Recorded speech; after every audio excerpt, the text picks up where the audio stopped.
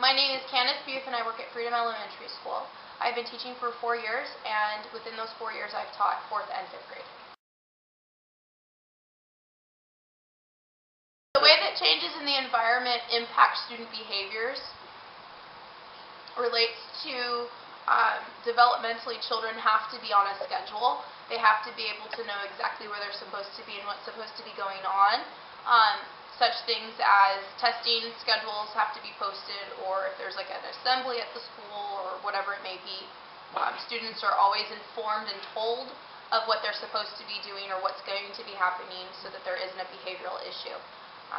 A lot of the number one reasons that I've noticed that kids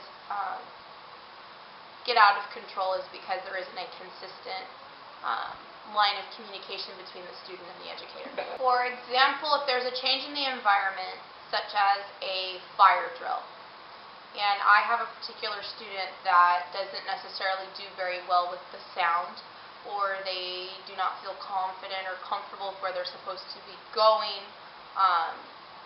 Again, those are those kinds of things where I sit and I restate the rules and the procedures, and I remind them of how great of a job that they're doing, and the constant encouragement of what they should be acting like.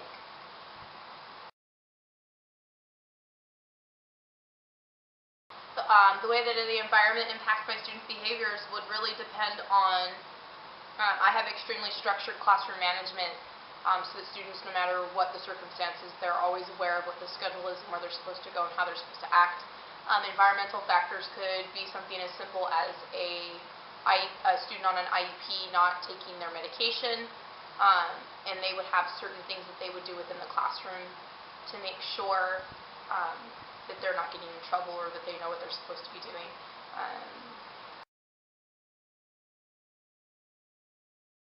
The way that I use positive behavior support in my classroom is by setting up I use a point system so that students accrue so many positives or points based off of behaviors on their assignments or accomplishments within my classroom.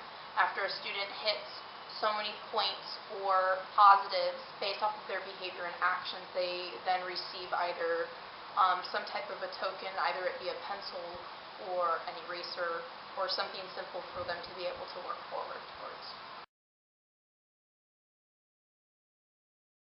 With our district testing, all students that passed a specific percentage were rewarded based off of growth, not necessarily having a very, very high percentage, but more so who showed the highest amount of growth from their beginning school score, their pre-test to their post-assessment. What was the reward that they got? Those students received either, some students got something as simple as a high five or a hug, or they even got like a donut, or I did pizza parties and things for them.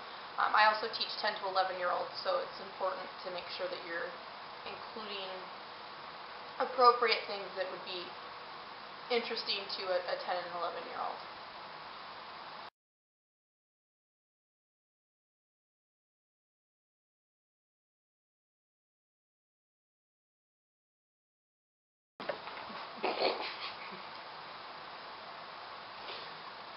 Just keep talking. Short dog. You have to include that in with you gotta put that at the end of the video. Just keep going.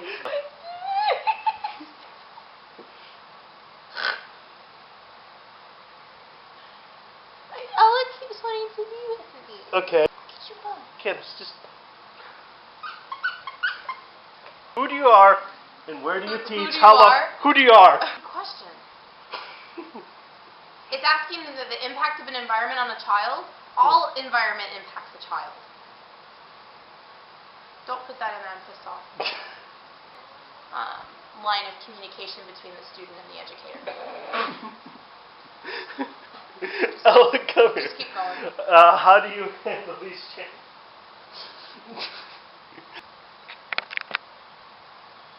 Okay, now start over. Answer the question, who you are, where you teach, and how long you've been teaching. Like now? Do where the dog gets it. No. Is it recording? Yes, it's recording. What are you doing to my Ella? She's so trusty. Aww. Yes, it's been recording. Okay. No, Ella. Ella. Okay, get down. Come on. Get down. Get down, baby. You're so happy. You're so happy. Okay, put Ella on the floor.